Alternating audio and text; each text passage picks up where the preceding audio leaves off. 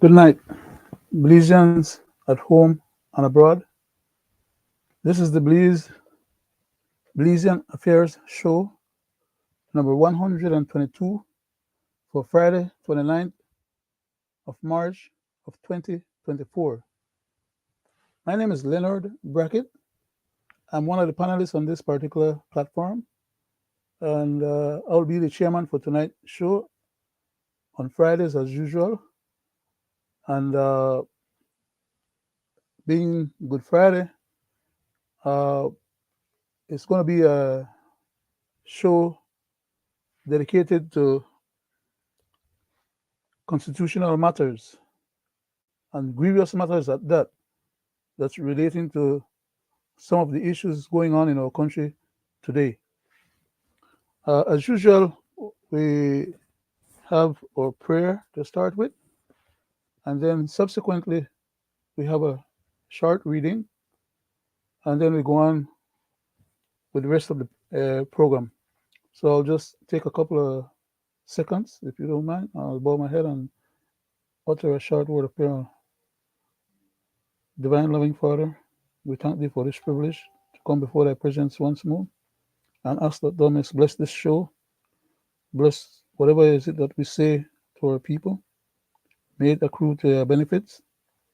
Help us to continue educating our people about the constitution of our country, of Belize, so that they can participate in this project that is being undertaken to attempt to modify or alter the constitution.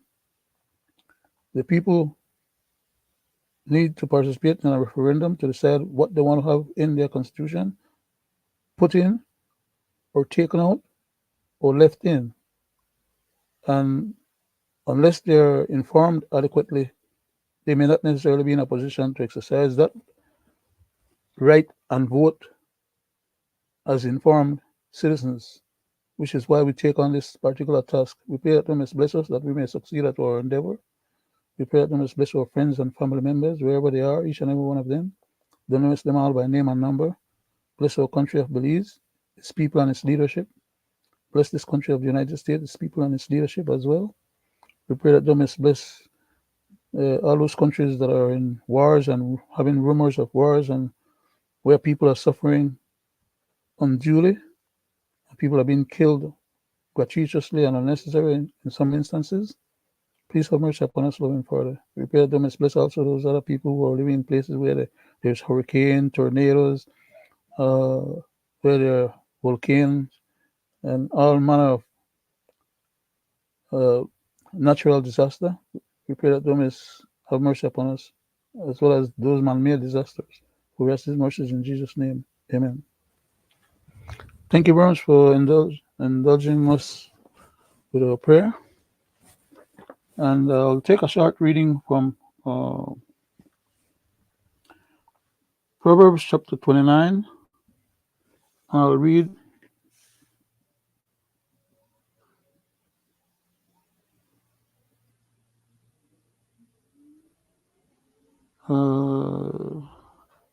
I'll read verse 16. Start from verse 16.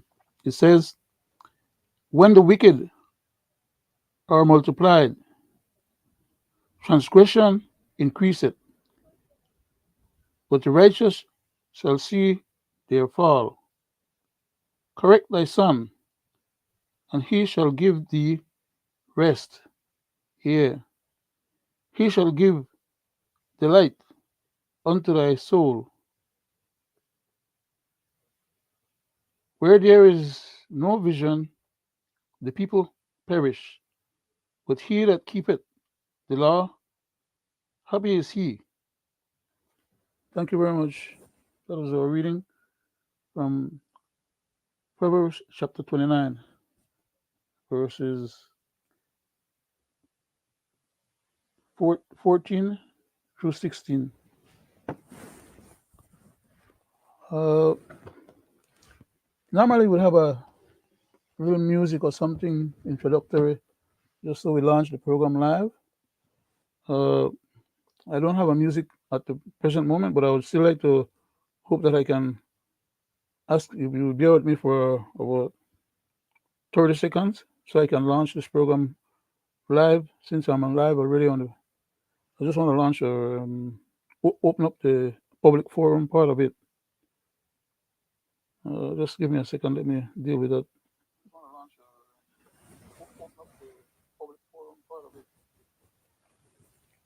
Okay. So just a second. I'll be with you in a couple of minutes. I just need to go through the mechanics of. No, no, I don't want to do anything. I'm sorry. I want to unlock and put it on public. That's what it's on. It's unlocked and on public already. And I needed to do some additional cleaning work, but I'll just forego that for tonight since at this point uh, I'll apparently have to deal with all the matters on my own, and I don't want to conflate the program and or distract or allow the program to become monotonous or disjointed. So for right now, I have some constitutional matters that I need to deal with, and those constitutional matters derive from an issue. As a matter of fact, I'm just going to go ahead and deal with that directly right now, instead of yeah. Okay, I have an article here that I wrote addressing this issue, but the particular article I did not at the time when I wrote it had the opportunity and the time available to me to necessarily quote or cite the specific citations from the Constitution in regards to what the Constitution specifically says about this particular issue. It's a massive issue and we need to deal with it. And I'm quite sure that there's going to be some people who are going to say, well, the Governor General should not be impugned and or should be brought into repute. Therefore, I should not have to say anything that is derogatory or negative in relationship to the Governor General herself, being being a lady in that position as of today. But normally under the Constitution, everything that is cited under the Constitution is stated as the Governor General being a he or a man, when in fact it shouldn't be written as such because we know that we have had female Governor Generals before as well as male Governor Generals. So therefore the Constitution should be written in such a way as to allow for the flexibility of whenever any such citation is brought to the attention of the public, or that people have to go and look in the Constitution, it distinguishes and says specifically that it's referring to the Governor General as a he or a she. In this case, as I said, our current Governor General is a she, Miss Salam. But I need to, uh, okay, let me start off with the Constitution. Tonight is the constitutional night. I'll deal with the political aspect of what is it I'm trying to say after I do this constitutional citation, okay? Because it is on the basis of this constitutional citation my comments are related and provide clarity for. So I'll just go ahead and read Belize Constitution, Cap 4, Part 4 as well, which deals with the Governor General. And under Section 30 of the Constitution and 31, and a few others that I'm going to go ahead and read afterwards, it points out who a Governor General is, how they become a Governor General, what power is vested in them, and what power they have to assent to laws and regulations as regards to the executive management of our country. I think those of you who have listened to our programs in the past may recall or recognize the fact, and others who may not have listened to our program who are aware of these constitutional issues will realize that the Governor General is a representation of our head of state. Currently, Belize is not an independent republic per se, so we don't elect our head of state. We're still under the Commonwealth status as having a head of state being the monarch of the United Kingdom and Great Britain and the Commonwealth. And until we get that change, which is what apparently our current government and others have been attempting to do, to dispense with anything that has to do with the colonial, British or colonial status, in lieu of us becoming independent as a republic. But until we become a republic, we're not going to be electing our head of states. Uh, so our head of state then appoints our governor general to represent that head of state. And that governor general then holds the executive authority for the management of the state. And by virtue of the way our constitution is written, it provides for the governor general to transfer some of that authority to the duly elected majority in the House, who then are allowed to constitute our government and then have some of those House members become appointed by the Prime Minister then as our ministers of government departments. But let me get back to this part here. Part 4 of the Constitution of Belize and Section 30. I read, there shall be a Governor General of Belize who shall be a Belizean, who shall be a citizen of Belize, appointed by Her Majesty, and shall hold office during Her Majesty's pleasure. Of course, we now know that this constitutional copy that I'm reading refers to Her Majesty as head of state of Belize. We are currently aware that there's a need for that revision to say His Majesty now, because we now know that currently Her Majesty died and her son took over that position, and therefore we have King Charles as representing the entity that I previously made reference to as is written in the Constitution currently. So long ago that guy is on the throne, and we're still referring to Her Majesty, his mom, who has died already or is deceased, and referring to her in our Constitution instead of referring to him. That's just a little technicality and house cleaning that needs to be done. And these guys are spending time and money doing all kind of dastardly stuff and not taking care of simple little things like those so that our Constitution can be read correctly. So I have a beef with that, and that's the reason why I bring it up, and I am distracted just now from what I was about to finish read, just to point that out. Okay, that's one of my peeves. So please forgive me for indulging in that commentary. I'll just like to continue reading. So it says, appointed by His Majesty now, and shall hold office during His Majesty's pleasure, and who shall be His Majesty's representative in Belize. That is to say, the Governor General, as we previously stated, because the heading of this particular part of the Constitution under Section 4 refers to the Governor General. I go on to Section 30, subsection 1, which reads as follows. During any period when the office of Governor General is vacant, or the holder of the office of Governor General is absent from Belize, or is, for any other reason, unable to perform the functions of his or her office,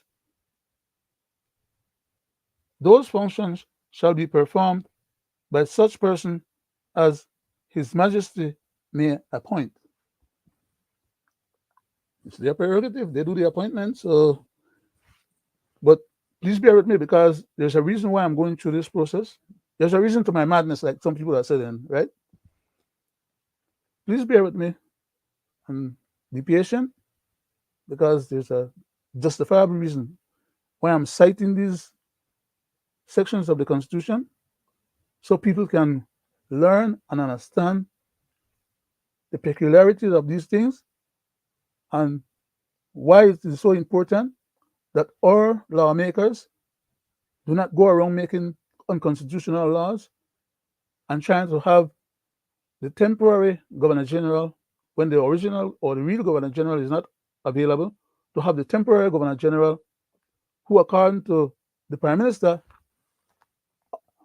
who appoints the cabinet member and also appoints the or recommend not he, the prime minister appoints the cabinet secretary and he recommends the governor general. And there's a major problem there because the prime minister has taken it upon himself to appoint somebody who is the secretary of cabinet to also act as the governor general. That cannot be. Those are two different functions. Those are two different levels of powers, separation of powers and authorities that should not be bastardized. Why? Because you cannot have the governor general sitting in cabinet acting under the control of the cabinet members when the governor general is above the cabinet and is the person who assent to the powers of cabinet for the cabinet to work. In other words, you are subverting by having Mr. Stuart Leslie sitting as our deputy governor general and acting in the absence of our governor general, signing off documents into law as if he's separate from cabinet. In other words, doing cabinet a favor. That's illegal. It's unconstitutional. And for a lot of different reasons that I'll cite when I read the other part of the stuff. No, let me go into the I'll read subsection 2. Any such person as aforesaid or called out or pointed out, such as a deputy governor general, shall not continue to perform the functions of the office of governor general if the holder or the real governor general for whom he is temporarily sitting in on any given instance, right? If the holder of the office, governor general, or some other person having a prior right to perform the functions of that office shall have notified him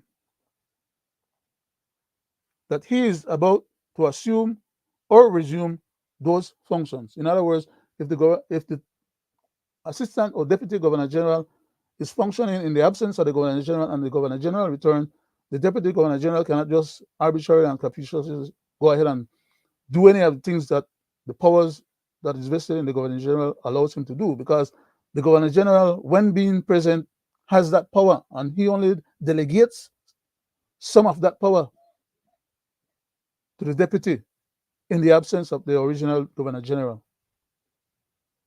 But for whatever reason, this particular present PUP-led government, on multiple occasions, we have pointed out to them that they assented and went ahead and put laws into place, some of which they never did announce in the first place, which is also illegal. They take the opportunity that when the regular governor general is not in office, to have the deputy governor general, which is the, in this instance, also the secretary of cabinet, to assent to favoritism rules and laws that probably they wouldn't give the regular governor general to assent to. And I pointed out before that the regular governor general needs to have an independent, constitutional, legal staff so that when the cabinet sends any documents to the governor general for ascension, that the governor general legal constitutional staff can review those documents independently of the attorney general, who also sit in cabinet as a pawn of the PM appointed by the PM. This is a contravention of our democracy or of our system, of our constitutional expectation. That's why we have a constitution, that these things should not be happening. But these guys had and pulled the constitution and turned the constitution on its head by pulling these shenanigans. I'll go ahead and finish read up subsection 2 of section 30, goes 33, 31. Subsection 2 of section 31 reads, any such person as aforesaid shall not continue to perform the functions of the office of Governor General if the holder, the original holder of the office of Governor General, or some other person having a prior right to perform the functions of that office has notified him, the temporary person, that he, the permanent occupant of that office as Governor General, is about to assume or resume those functions. In other words, the temporary Governor General or Deputy Governor General can only act in the absence of the permanent Governor General or with the acquiescence of the permanent Governor General. If that permanent Governor General is available and wishes to exercise the authority vested in that Governor General, then the temporary Governor General is, for all intents and purposes, unable to exercise legally those functions because they are only entrusted to him by virtue of the permanent Governor General absence or inability to be available. I'll go ahead and read subsection 3. The holder of the office of Governor General shall not, for the purposes of this section, section 3, be regarded as absent from Belize or as unable to perform the functions of his office if the condition under paragraph A and B are existing or occurs. So I'll read paragraph A. It says, by reason that he, the Governor General, or she, the Governor General, is in passage from one part of Belize to another. In other words, the law here in our constitution stipulates under the powers of the Governor General that the Governor General, the permanent Governor General, cannot be considered to be unavailable if he is done or she is only traveling from one part of the country to the next, to another part. So the fact that the Governor General might be traveling doesn't mean that the Deputy Governor General should just step in and sign things on behalf of the Governor General that should be left for the Governor General to take care of, either when he gets back to office or could sign whenever he or she is off the road and is at the location where they are traveling to. The fact that they are traveling doesn't mean that they cease to be Governor General or for temporary purposes, that the Deputy Governor General could go ahead and just willy-nilly sign on behalf of that person. The Governor General has to be out of the country and or impaired to the point that they can't function. So when we have the Deputy Governor General, like under this case now that I'm going to refer to later, and a few others, signing off, and when we catch them and point out to them that they're doing something that is inconsistent with the Constitution and inappropriate, then they turn around and say, well, it wasn't the regular Governor General sign in one instance when Mr. Governor General, the one that just left office, Governor General Young, was about to demit office. Within that space of the time that he demit office and the time that Mr. Lam was sworn in, Mr. Stuart Leslie was already signing and had already signed some documents that should have been left for the upcoming new Governor General to sign. In between that short space of time, they slid in that thing there and he signed and assent to something that should not have been assented to by him, because it was just a short period of time of transition of powers from one Governor General to the next. And so when we caught them with that particular instance, we pointed out to them Or they say, oh, yes, yes, it was duly assented to because the Deputy Governor General signed it. When he should not have been signing more documents on behalf of the Governor General that had left or the one that was about to transition into the new office. The fact that he was given the chance to be a Governor General was just in case of emergency. And the issue that he tackled as a favor to cabinet then was not an emergency. He should have followed his proper course. I'm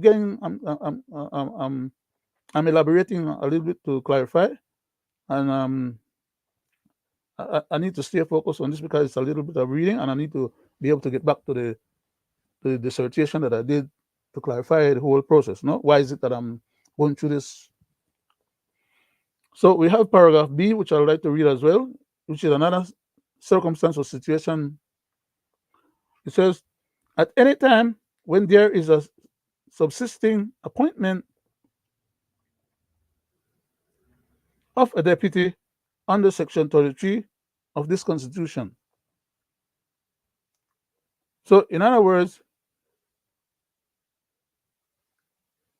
anytime there's a variance, like just like what I just described in the case of the governor, the temporary governor general, right, the deputy governor general, which was just standing in between the two governor generals' transfer of power from one to the other.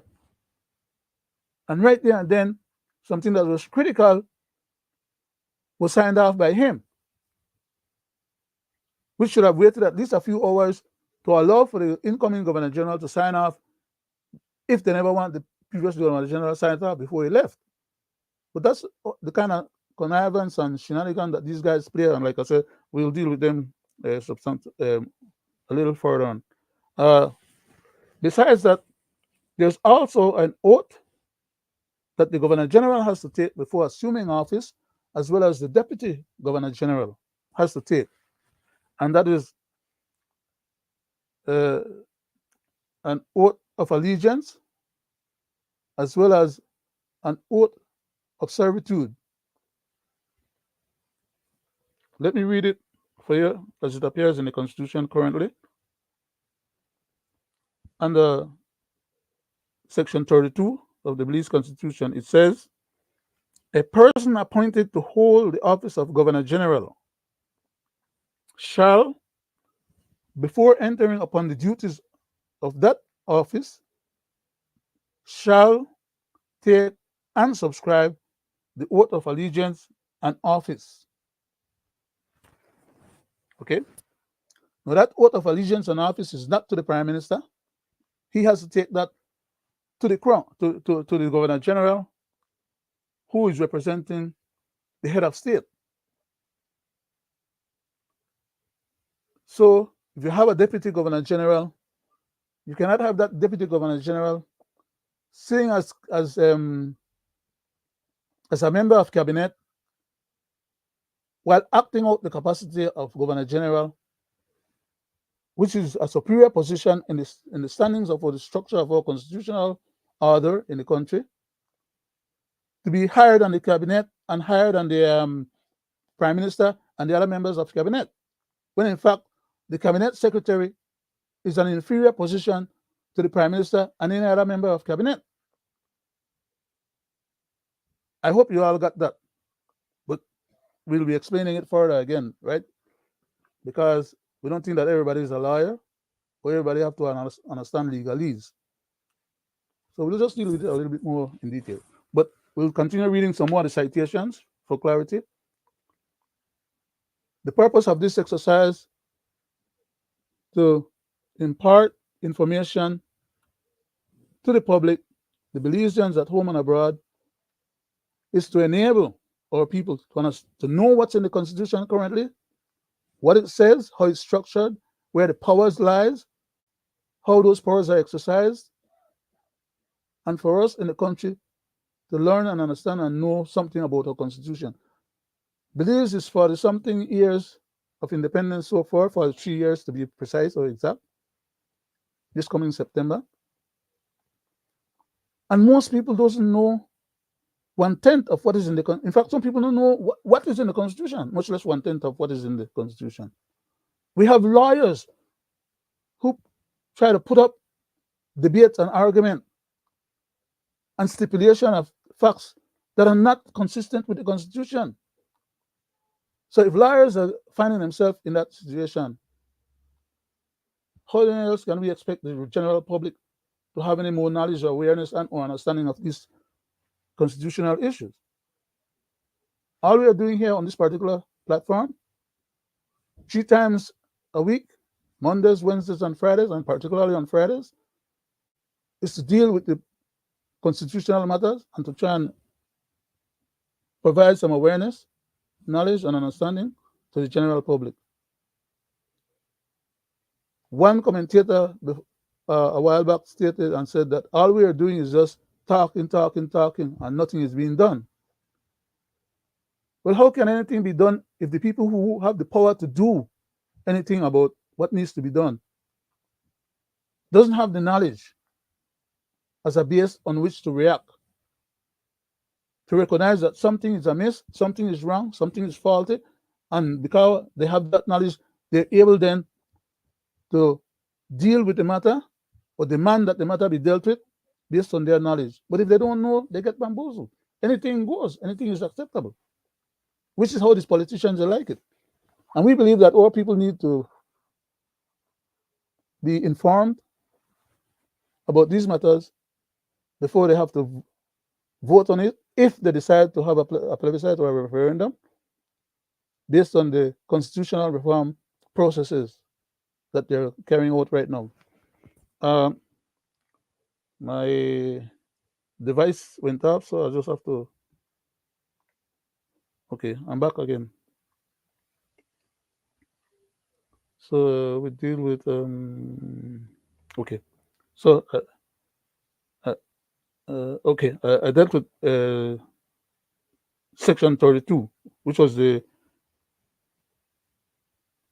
oath to be taken by the Governor General himself or herself, which is the same oath, by the way, that the Deputy Governor General takes, and the same oath that the Prime Minister and the Ministers of Cabinet take after they win the general election and they go to the Governor General to grant them the power and assent the power to them of governance, because that power is largely vested in the head of state. I'll go ahead and read section 33(1), which states as follows. Whenever the Governor General, under paragraph A now, has occasion to be absent from the seat of government, but not from Belize, and paragraph B states again, whenever the Governor General has occasion to be absent from Belize for a period which he considers acting in his own. Remember now, please try and remember the statement that I'm about to make here, because it's critical and it's very important for people to understand the powers of the Governor General. Not as stated by some of our charlatan politicians, them, that the Governor General is just a figurehead. But please pay attention to what I'm about to say here, that tells you the level of power vested in a Governor General. Okay? Whenever the Governor General has occasion to be absent from Belize for a period which he or she, in this case it's a she, Ms. Salam, considers acting in his or her own deliberate judgment. Remember now, when a person is acting in his or her deliberate judgment, it means not a judgment subject to anybody else's influence or pressures or dictates. It's his deliberate judgment. In other words, that person is acting in his own capacity with the powers vested in him to act without nobody else's authority other than his own deliberate judgment.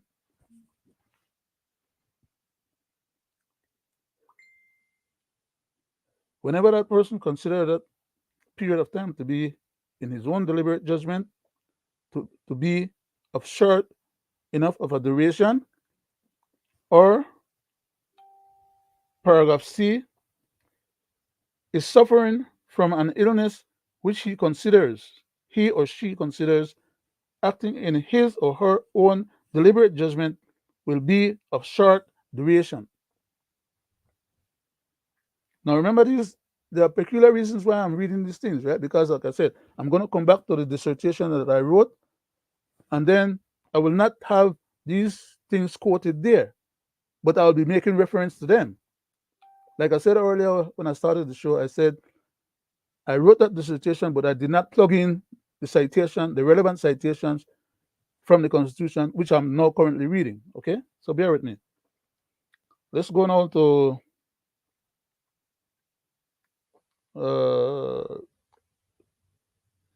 33.1, and this particular part here did not have any additional citation, but actually it's a continuum or continuity. It says, he or she acting in accordance with the advice of the Prime Minister appoints any person in Belize to be his deputy. Now remember now, the Governor General, whether it's a he or she, appoints his or her deputy. She or he is vested with that power of ascension on behalf of the Crown to appoint the person or vest that deputy the power to act in the absence of the original holder of the office. If that holder of the office deems that he or she will be absent from being able to function in that capacity for any period of time that within his or her deliberate judgment constitute a long enough time for that person as deputy to step in and function. Otherwise, that person should not step in and function, as previously stated, just because the Governor General is traveling from one part of the country to the next. Or maybe have only flu or only cold or something. The Governor General must, in order for the deputy to step in and perform any Governor General functions, the Governor General must be incapacitated, out of the country, or have some major justification for transferring that power of Governor General to the deputy. The deputy cannot act without that transfer of powers. And that transfer of powers is not a willy-nilly process where the deputy can just, okay, well, now that he's in office, he can assent to just about anything that the cabinet wants because he is subordinate in the cabinet as the cabinet secretary. It ought not to be.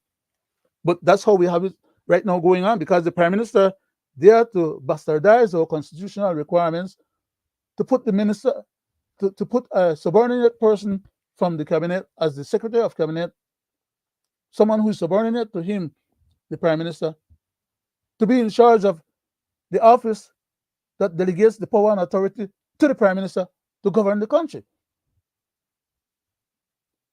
That's backwards.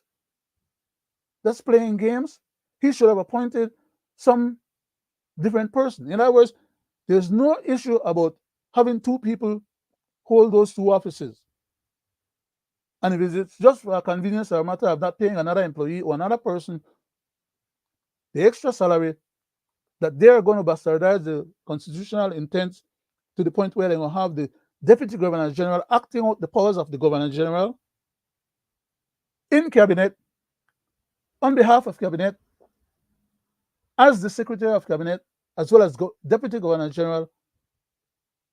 It's crazy. I would like to have that debate with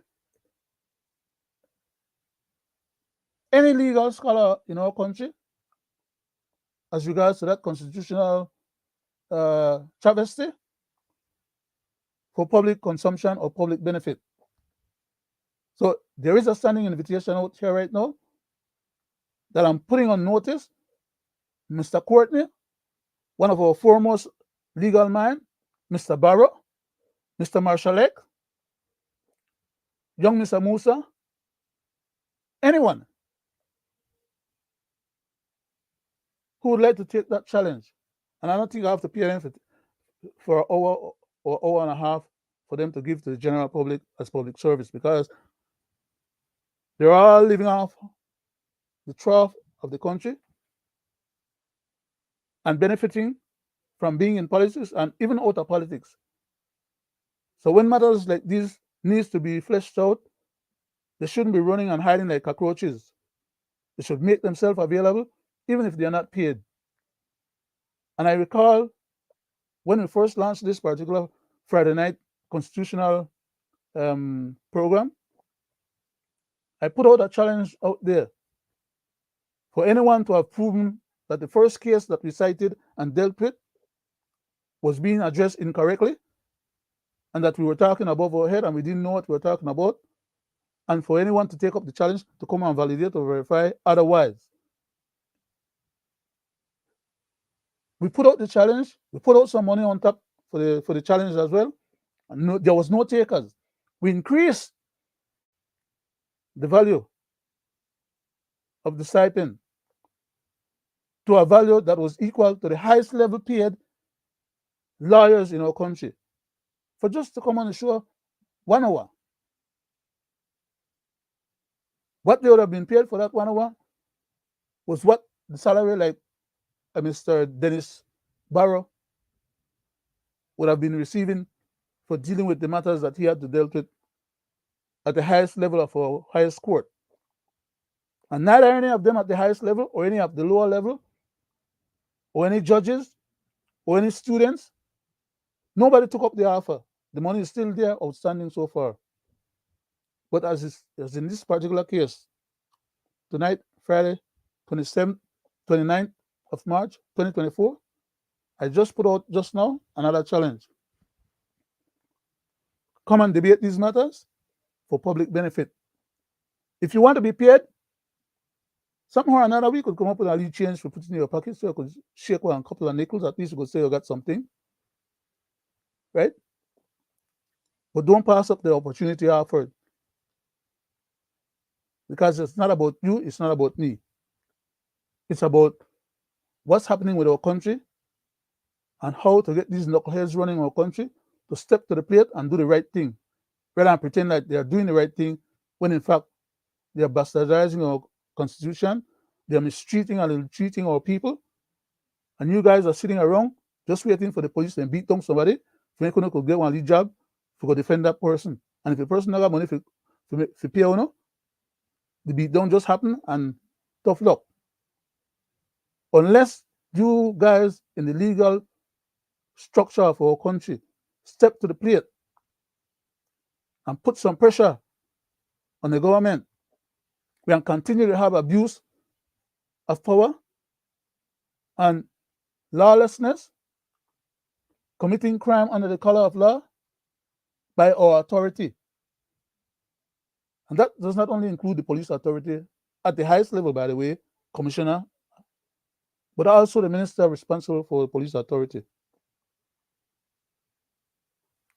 I would like to continue reading this stuff because it's very germane to, as I said, when I open up that thing and I read it, they don't want to see where they come from, okay? So all I'm asking for is for you guys to bear patience with me, make I get through the basics here, the mechanics, and then we'll deal with the substance. So while I'm doing this, if you don't want, put on a bag of popcorn in the microwave, get it ready for the next half of the program, because there's going to be a little bit of fire and brimstone coming down tonight.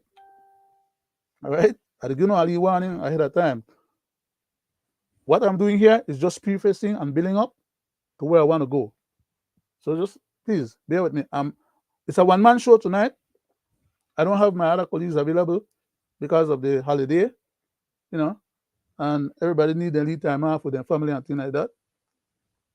But time to run, and these guys will try to get the constitution changed, and they don't stop from the education part of the process, which they haven't completed adequately, but they stop. They're about to go into the next phase now, and all they're doing is going through the motions, and to hell with the general public if nobody understands these things.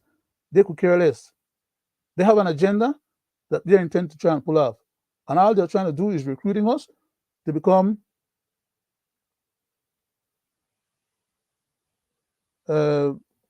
sovereign citizens and take back the power of our governance that we had given to the British in order for them to defend and keep us safe from Guatemala. Now these knuckleheads want us, under the guise of an independent country, as a pauper, don't have money to run the country, don't have money to have a defense um, uh, military capability, don't have money to even pay the existing small military people that we have and pay them and stipend and give them enough food to eat and enough bullet to fight at least more than 1 hour. I mean, it sounds sad that I'm having to resort to reminding us about our present situation while these people that we have at our governance structure are just running to the bank, and pretend like everything is kosher, everything is all right. We don't have a problem, but at least they think that we don't have a problem. I'd like to continue the reading, please, if you indulge me.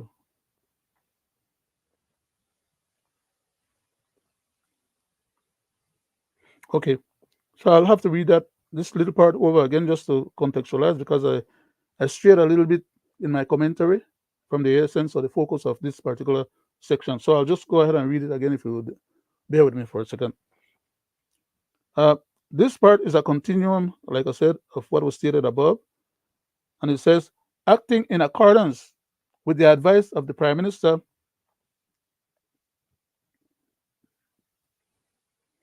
appoint any person in Belize to be his deputy. That is, that the Governor General has the authority vested in him or her as Governor General to appoint anybody that Governor General wants.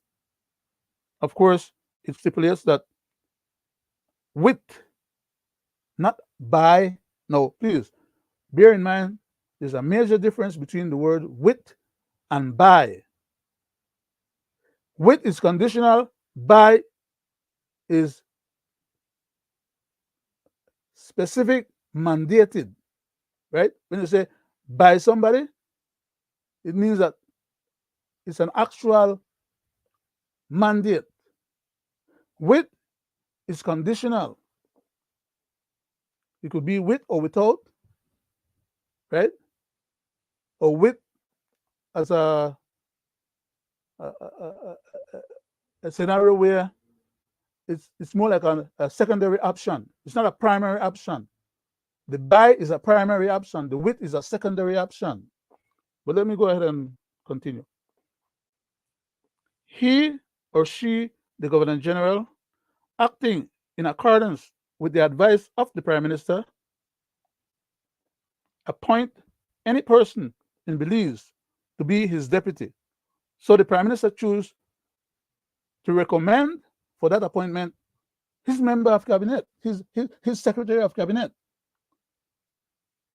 to act in the capacity of the Deputy Governor General, to then be able to exercise the powers of the Governor General at cabinet's behest, or through the cabinet secretary's position. He recommends the cabinet secretary. He should not have done that.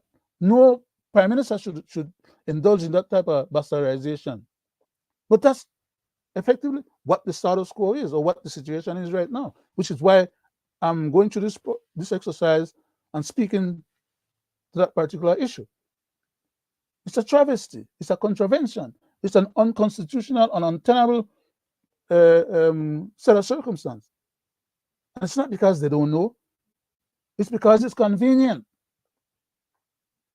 The Governor General then is sitting in cabinet, subservient to and under the influence and guise and the control of cabinet and the Prime Minister particularly.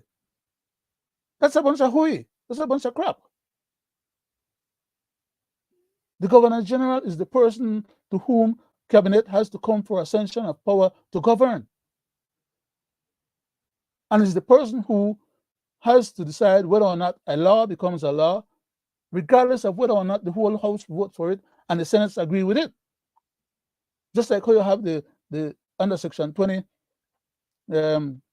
review requirements, you have the Supreme Court or the judiciary part of our government having its own jurisdiction where even after a law is passed, um, even after a law is discussed in cabinet and agreed to by the prime minister and put into the house for voting and agreed to by 100% of all the members of Congress, including all the members of the Senate, and that law is then sent for ascension by the Governor General, who may agree with it, and then being gazetted, being put through all the phases, and then being taken to the courts under judicial review because somebody feel aggrieved or feel like there was a chance with it, and the court ruled that that matter should be dealt with in terms of its unconstitutional status as being null and void. In other words, all 100% of the legislature and everybody else vote for it, but it's not constitutionally correct. It violates, it's violative, and it violates our constitution. We have cases like those. We have dealt with them in the past as well, and we'll probably deal with them again in the future. But I don't want my time to run out on me on the program when I'm still in the process of setting the groundwork, no? So bear with me, I'm getting there. He may, acting in accordance with the advice of the Prime Minister, as I stipulated earlier, appoint a person in Belize to be his deputy during such absences or illnesses, and in that capacity to perform on his behalf or on her behalf, being a woman Governor General now, such of the functions of the office of Governor General as may be specified in the instruments by which he is appointed. In other words, a deputy governor general does not have all the leeway and all the powers that is vested in the original governor general. So when that person is going to act in the capacity on behalf of the governor general, who gives them that permission to act in his or her place, and they call it here the instrument of appointment, right? That person is limited in what they can assent to or not assent to. They don't have full vested power. But I want to tell you all these secret right now. We call current head of cabinet, the current cabinet secretary, Mr. Stuart Leslie, somehow or another, he is of the opinion, or maybe his lawyers are advising him, or his cabinet colleagues are encouraging him to act as if he have ultimate power because he's acting as a deputy governor general, and therefore he can just undermine the constitution and be violative of our constitution, and he should be able to get away with it because nobody's supposed to criticize him, just as nobody's supposed to be criticizing the governor general. And out of order, in other words, because I'm going to tell you, I have criticized the governor general before. And while there's a constitutional stipulation that they're not supposed to be brought into disrepute, you don't bring them into disrepute by pointing out the errors of their ways or the mistakes that they made or that they make or the things that are egregious that are causing harm and problems to people. Because their job as governor general is to see to it and make sure that the government that they authorize the power of governance to, as the constitution also rightly demands, that government is accountable and is supposed to report to the governor general on any matter of state that the governor general deem necessary. But they have the poor governor general acting, as they always say, as a figurehead, and therefore not being able to or not having exercised any of such powers, when in fact those powers are vested in the governor general. But that's another discussion for another day.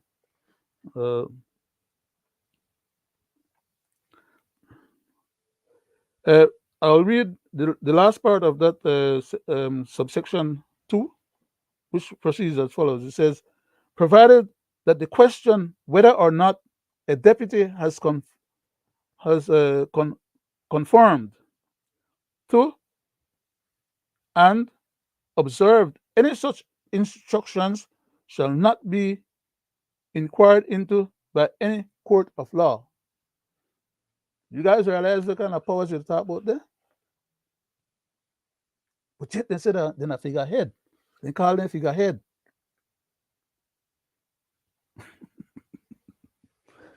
These rascals. Anyhow, um, I would like to read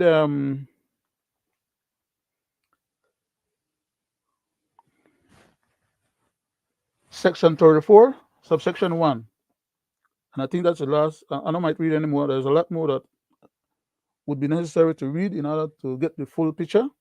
But I think the little bit that I've read so far and this first part of 34 will be good enough, I think, will suffice, for what I'm attempting to do, because otherwise I'll run out of time.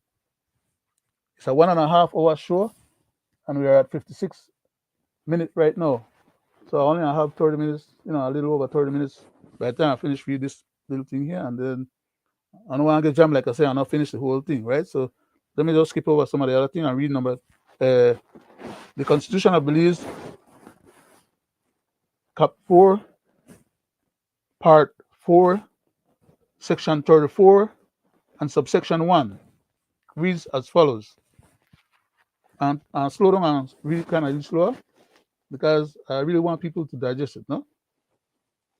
In the exercise of his or her functions, the Governor General shall act in accordance with the advice of Cabinet. That is to say, if Mr. Stuart Leslie, as Deputy Governor General, is sitting in Cabinet also in the capacity of Secretary of Cabinet, which initially I pointed out as being constitutionally incorrect and a travesty. If he is sitting there and then he has to act on the advice of Cabinet as Cabinet Secretary as well as Governor General, or a minister acting under the general authority of the Cabinet, except in cases where he is required by this Constitution or any other law. When it says any other law, it's referring to substantive laws that the legislator creates. Because remember, in the Constitution, it also says any other law that is inconsistent with the Constitution is null and void, because the Constitution is the supreme law of the land. You find that under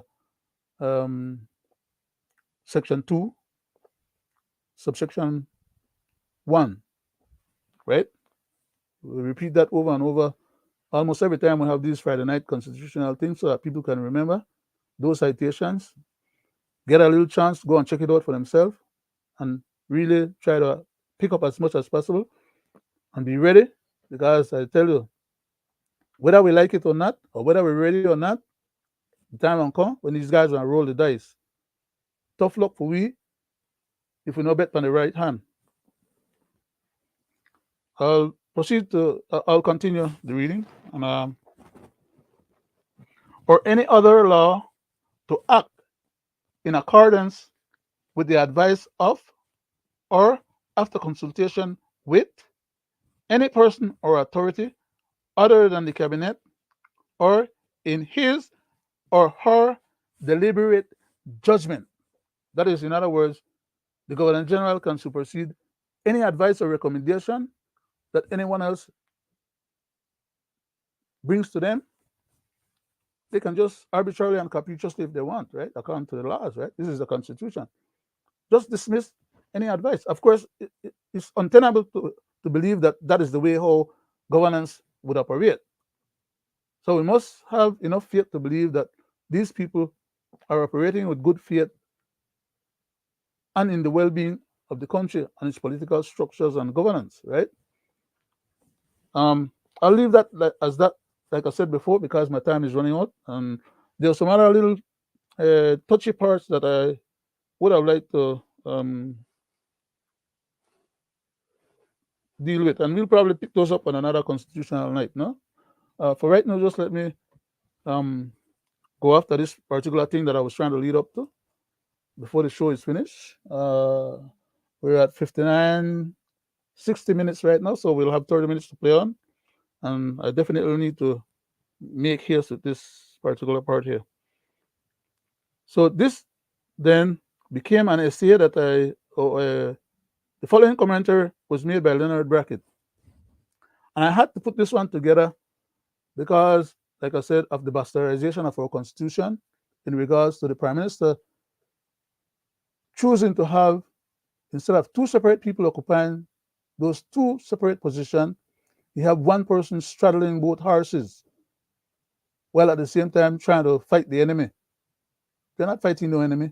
They're straddling the two horses with the comfort of attempting to focus and concentrate on the one that they want to come out ahead of the race.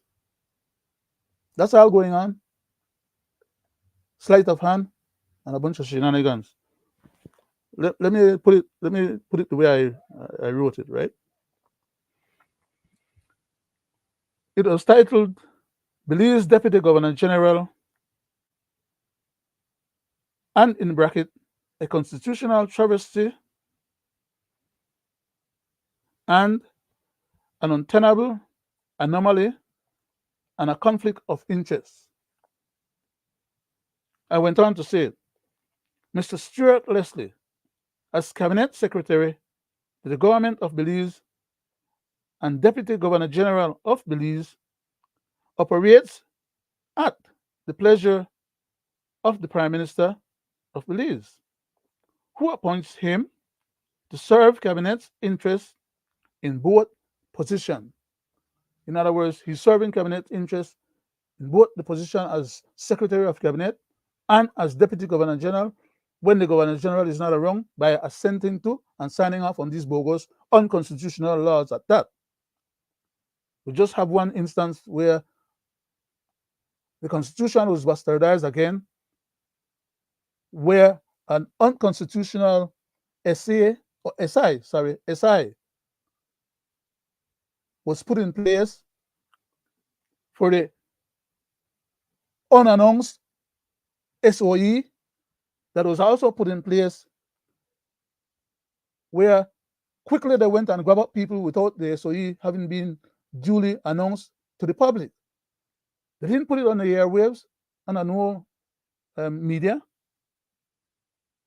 TV, radio, or even in the written media, newspapers then. And they said it was gazetted the day after we scolded them and brought the matter to the public. They went and gazetted it because we told them it had to be gazetted, as if they never knew that. They knew that, but they were just trying to get away with another fast one, like the previous ones that they did unconstitutionally, and we flagged them about it, and then they turn around and they want to create laws to make we stop harass them about their shortcomings.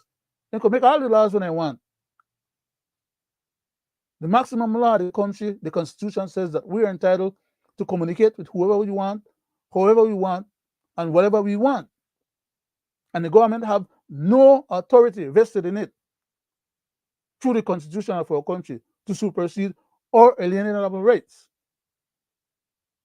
or freedom of speech, or freedom to communicate, or freedom to associate. These are all fundamental freedoms, God-given freedoms, constitutionally imbued and protected freedoms, and internationally recognized and accepted freedoms. But these knuckleheads are going to come and talk craziness in our House of Representatives and in our Senate about people are guilty until they can prove themselves innocent. Lawyers are talking that kind of crazy talk, you know. And like I said, I've called them out by name before. And the man is still come with another SOE right now when they go and grab up some people. Instead of going and grab up the criminals there where they commit the crimes because they know most of them and put them through the PSs, the court system until they're declared innocent. And then grab them up again for another charge, put them through the system again. In other words, harass for them, but that then the criminals where they commit the crimes. Not harass the whole general public by creating these bogus SOEs that are not constitutional in the first place and violating people's private rights. The criminals are criminals, and that's why you have a police force and a legal system to deal with them. Get up and do your job. Deal with them. And stop harass and inconvenience and chance the rest of the general public. And the rest of the general public that your chances is not all of the general public. It's just a specific segment of the public. Because then they are to be born with black skin, they are then entitled to suffer the consequence of government mismanagement and committing crimes against them with the powers of government under the color of law. That baloney should stop. They should cease and desist. As I told them before, the last time they created that bogus society that was doing the same thing. Some of them will end up at The Hague. They're trying to use powers that they say they're supposed to have granted to them under our constitution, illegally violating the constitution and committing crime against the society. That is why you have a court, a criminal court, an international criminal court. That's where people who think that they are they have liberty and are committing this crime with impunity and think that because they are part of the governance system, that there's no arm that can reach them or bring justice to them. And because the general public or the people are not a revolutionary type people, we have never proven ourselves to be like that in the past. So we are not a republic yet with that kind of behavior pattern. So we deserve then to be used, misused, and abused and get taken chance of. Like the instance of this young lady just the other day when they did this SOE. The police then gone, busting in, kicking the people in the door, gone in at the man toilet where the man in the bathroom where he there, with guns in at the man's face, only to realize that they're the wrong person that they deal with. And when the young lady they talk up and they ask question, why is it that they come in with such barging and broke down and kicked down and stuff, and they mistreat them, and so the police officer one turn around, a senior officer at that, not just one rookie or one we're not supposed to know the rights and the laws of the country and thing. One senior one grabbed the young lady, choke her out, almost, slam her down against the people in the stove. What kind of stupidness is that? Just because he is vexed because the young lady was correct in pointing out to him that they were doing wrong and they had been chancing the wrong person. So now he can turn around and chance you too. And so to say, well, and so what? You talk up to somebody else, you won't get chance too. That kind of behavior is untenable and unacceptable. And the commissioner needs to deal with those kind of things and make sure that, if at the least, make them guys suffer some consequence for their misbehavior or their illegal conduct. If not, have that young lady charge them both for harm, for assault, and get in a 3-year assault stipulation that the House just passed the law to say that they're the police officers and they're the civil servants and they're the ministers of government and all the top people in the country. Whenever anybody do anything to them, those people should not be charged with common assault anymore. They should be charged with a more severe penalty. And at the least they should suffer 3 years in jail. Send the damn police officer to go spend on 3 years in jail too. Then the other one then want to take caution and want to pay attention and do their job right.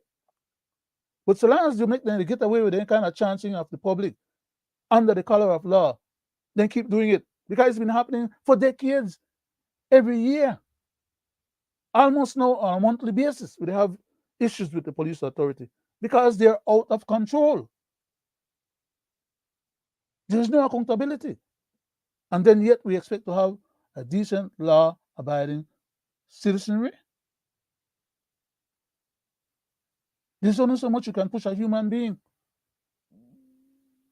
And then they take the law into their hand. The bad part is that only the criminal ones, then they get off. Then they go and they shoot and kill people who don't got nothing to do with craziness and whether just to try to do their job honestly. In other words, they contaminate the whole police force. The few bad apple when I say they have, that the one where they contaminate the whole apple basket of apple. So get rid of the few bad apple then, so that the good apple then could stay longer and do a better service to the people and treat the people better.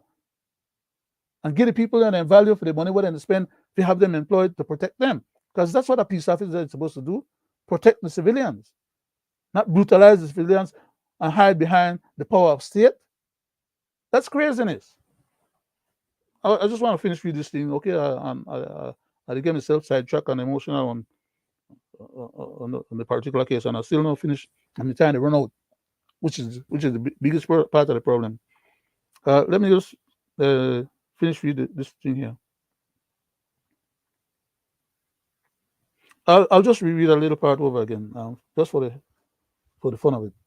Mr. Stuart Leslie, as Cabinet Secretary to the Government of Belize, and as Deputy Governor General, being occupying the one and same person occupying both of those strategic lofty positions, operates at the pleasure of the Prime Minister of Belize, who appointed him to serve Cabinet's interests in both positions, when in fact, as Governor General, he's been appointed and assented to, even though he's recommended by the Prime Minister, that person occupying the position of Deputy Governor General should be performing as a Governor General in the absence of the Governor General and function at the pleasure and for the interest of the head of state, not of cabinet. Which is why I'm saying they need to revisit that issue and validate the fact that there need to be two different people occupying those two positions. I have no problem with anybody occupying one of the position or the other position. But the one person should not, it's untenable, ought not to be occupying both of those positions. Because that's when you end up with the kind of bastardization of constitutional rights that this present government has been indulging itself in. From they got into office the first time until today date, at least half a dozen instances where they have totally gone berserk and violated the Constitution outrightly, not because they don't know, because most members of the cabinet were lawyers. And at that, we had some of our top lawyers in there. So it's not like these guys are ignorant about what I'm talking about, or that I'm talking about something that is alien to them, or that they don't know about, or maybe I'm talking about something that is not correct, or that I'm just discovering something that I'm having to say to them that they didn't know existed before. They're a bunch of scofflaws, which is our problem. Because even the Attorney General, the new one that we just got the other day, constantly talks stupidness about, he has to seek advice. He has to seek legal advice. When he's the damn highest legal advice in the country as regards to the country's affairs in cabinet. But that's what he will tell the reporters then, to keep them off course and to change the conversation, or to pretend that, well, unless he can get additional legal advice, he can't do for his job. When he's not the primary legal advisor to the whole cabinet and the government, and as well to the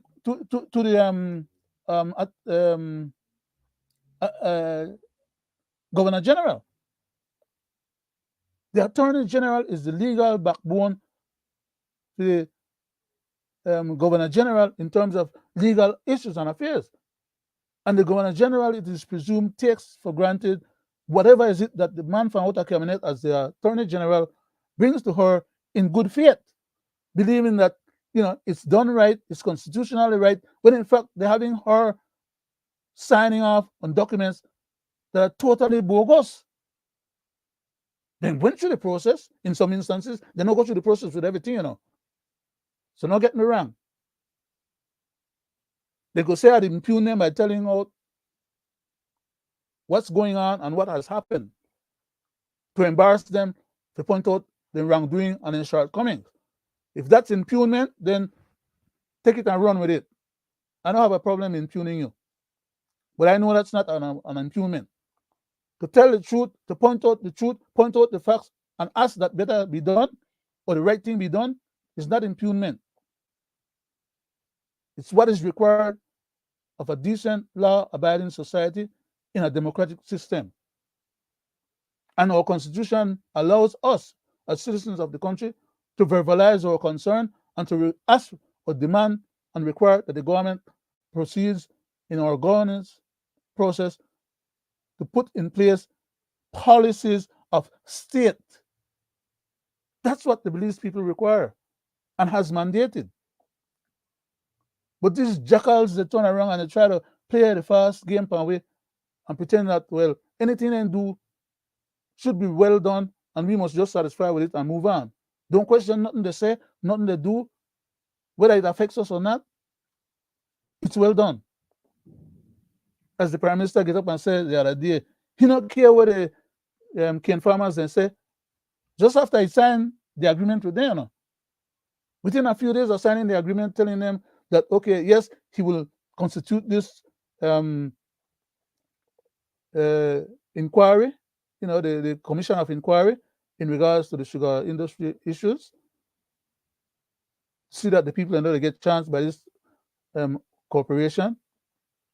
Then he turn around after the election finished and say, dispense with the document where he signed and disabuse the people of their expectation of him to follow through on the documents that he agreed to put this stuff in place, and he turn around and say, he don't want to hear what they have to say because he don't accept nothing what they say. So long as he think that this thing is supposed to go down this way, this are the way how you do it, and to hell with them. He don't want to hear nothing from them.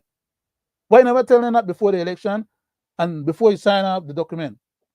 The guy is a shyster, which is why when I call him a cabal of mobsters acting in the position of a duly elected government, they make I feel bad because I shouldn't have to classify my government in that sort of way. But that's precisely who and what they are and what they do. They sign agreements and then they turn around and disparage the agreements and pretend that, well, they only sign the agreements to get past the election so that they're going to get the people if they rally with them. Not that the deed is done, to hell with the people. And Belizeans as a whole, we have been treated like that by successive governments. So everybody can't take away for fool and treat we like fool and mistreat we. Because all we do like what I said earlier, where somebody may say that for we show and the other shows them, all they do is just talk. Well, I don't know if they want we get up and go fight, grab some arms and decide to bring down with government. Our country is not of that mindset. We have never been like that. So we're trying to do the next best thing, which is to inform the public and demand that our government complies with putting into place and exercising policies of state that serve the best interests and well-being of the country and protect the country. I can't go and do the job for them, and I can't force them to do what they need to do.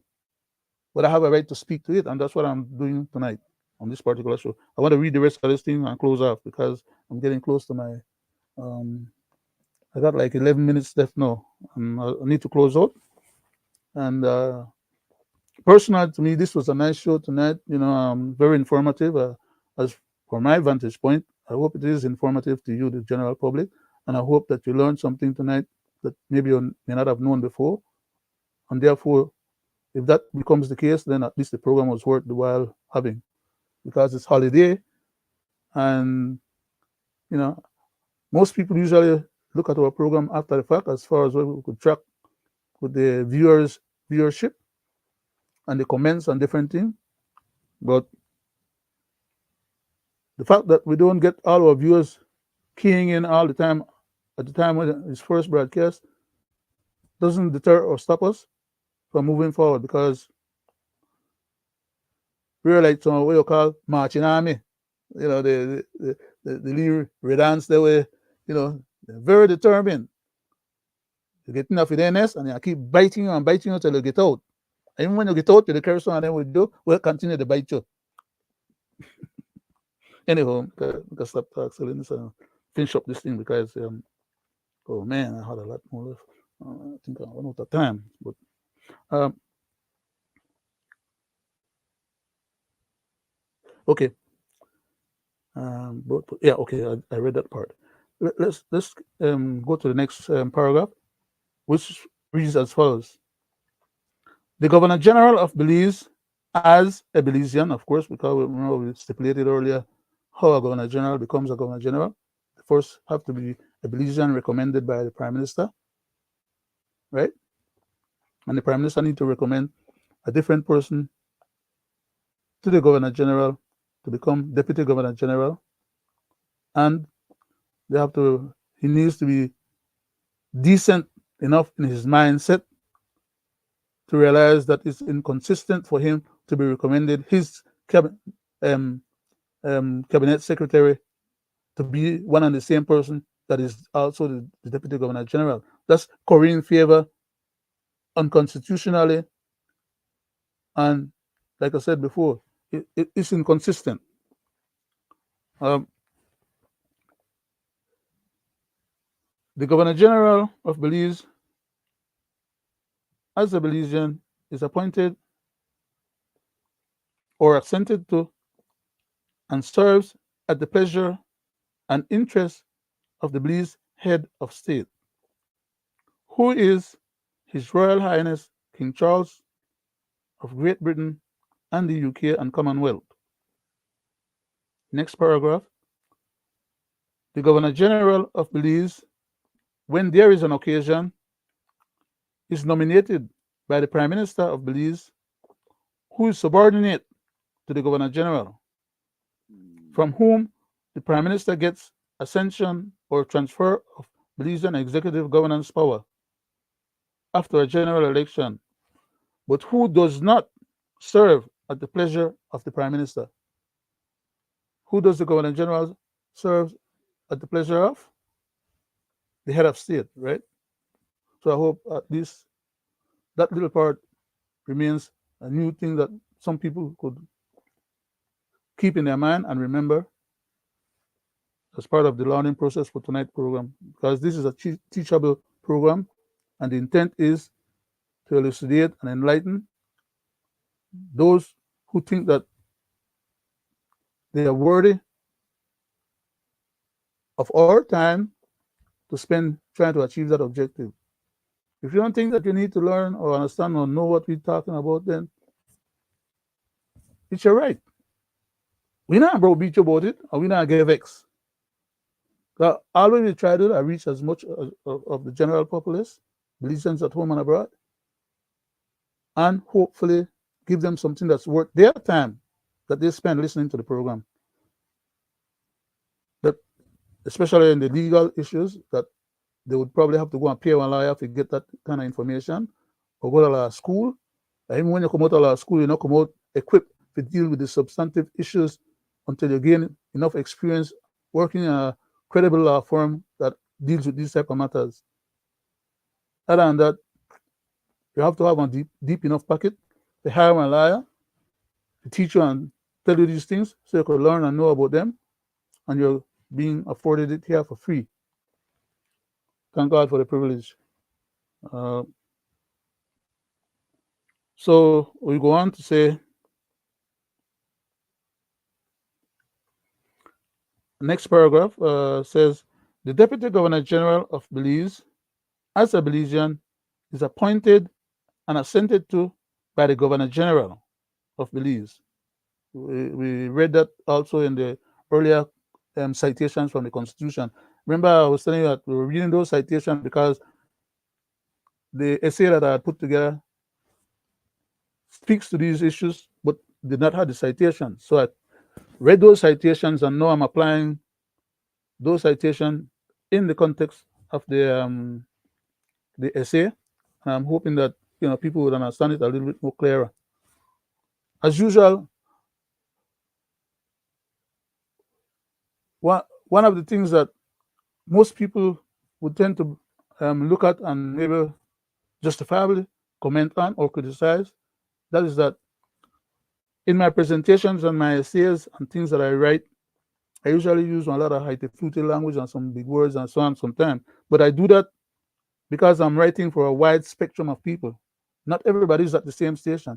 If I write just in a basic, lengthy, detailed essay manner that the average person would write, it would take much more time for people to really spend that required time to read the other verbiage or extra words, rather than how I do it with my quotations a generalized, exaggerated way of using quotations, and each of those quotation classifications could comprise a whole paragraph by themselves, or maybe a whole chapter by themselves.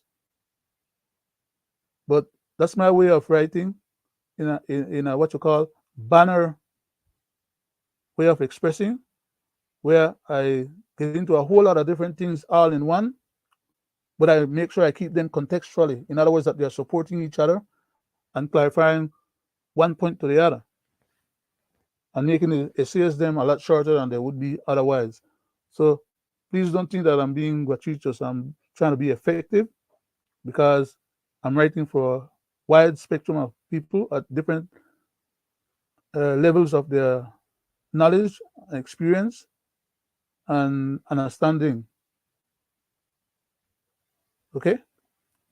Um, comprehension is not comprehension is a simple word, but it's not a simple process. Okay. The Deputy Governor General of Belize, as a Belizean, is assented by the Governor General of Belize to act as a delegated Deputy Governor General of Belize in the Governor General's absence, and serves at the pleasure and interest of the Governor General uh, and the Belize head of state, who is His Royal Highness King Charles of Great Britain and UK and Commonwealth. The Deputy Governor General of Belize is nominated by the Prime Minister of Belize for the Governor General's ascension.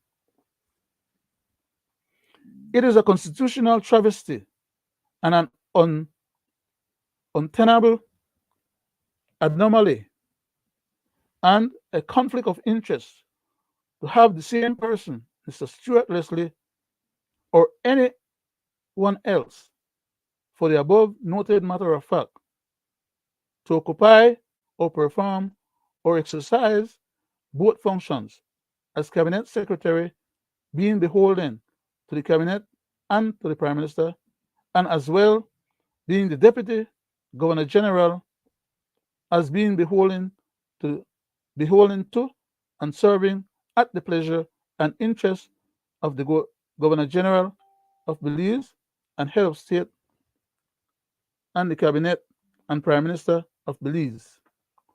And that constitutes my presentation for tonight. I'm right on target. I'm at 1:28 and I should be going at 1:30. So I'll take the next 1 minute to just read a comment here by one of our viewers. Ms. Flirtil says, "Good morning, sir. God's eternal blessing on you always. The Cabinet Secretary serves the interests of the Cabinet and the Prime Minister, who appoint them. On the other hand, the Deputy Governor General is expected to serve only at the pleasure and interest of the Governor General and the Belize Head of State," correctly stated. The dual loyalties to both the Cabinet and the Governor General could potentially create conflicts in discussions, making